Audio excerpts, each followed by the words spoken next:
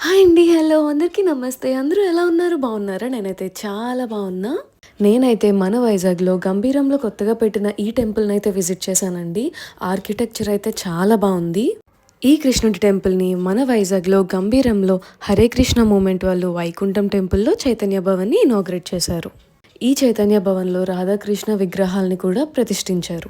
Also Feb 15 నుండి 18 వరకు ప్రాణ ప్రతిష్ఠ సెరిమనీ కూడా ఆర్గనైజ్ చేశారు. ఆ సెరిమోనీలో రాధాకృష్ణ విగ్రహాలకి ప్రత్యేక పూజలు, అభిషేకాలు కూడా చేశారు. ఈ టెంపుల్‌ని ఫెబ్ 18 నుండి ఆల్రెడీ పబ్లిక్‌కి ఓపెన్ చేసేశారు.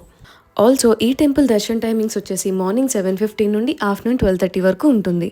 అలానే ఈవినింగ్ కూడా 4:30 నుండి నైట్ 8 వరకు ఓపెన్‌లో ఉంటుంది.